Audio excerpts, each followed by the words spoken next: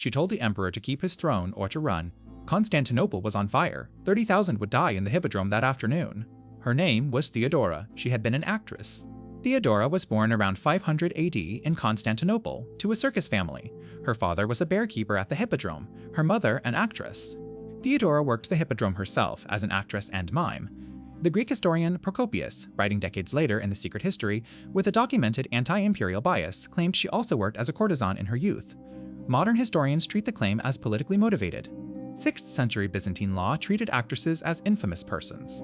They were legally barred from marrying any Roman citizen of senatorial rank, including any member of the imperial family.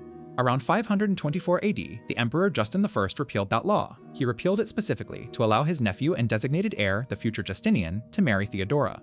When Justinian became emperor 3 years later, in 527, Theodora was crowned co-equal Augusta, an unusually elevated formal status for any empress. 5 years into his reign, in January 532, the Nika riots erupted. The blue and green chariot racing factions of the Hippodrome, normally rivals, united against Justinian after a botched execution. The city burned for nearly a week. Imperial troops could not contain the rioters. Justinian's council debated abandoning the capital and fleeing east. Theodora addressed the council. The line attributed to her in Procopius's wars has come down to us. For my part, I hold to the old saying, the imperial purple makes a fine shroud. She would rather die an empress in Constantinople than flee. Justinian stayed. His generals Belisarius and Mundus suppressed the riot by trapping the rioters in the Hippodrome. Approximately 30,000 were killed in a single afternoon.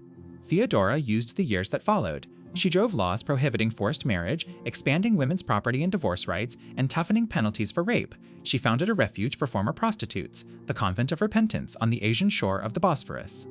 She protected the Monophysite Christian leaders her husband's largely Orthodox empire was inclined to suppress.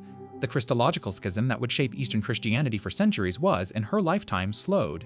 She died of cancer in 548, age approximately 48. Justinian outlived her by 17 years. Contemporary sources record that he never recovered from her death. Her mosaic at the Basilica of San Vitale in Ravenna was completed a year before her death. She is depicted in imperial purple, jeweled and crowned, beside Justinian's matching mosaic on the opposite wall. From a bearkeeper's daughter at the Hippodrome to a 6th century empress, the full purple, and, in the end, the shroud.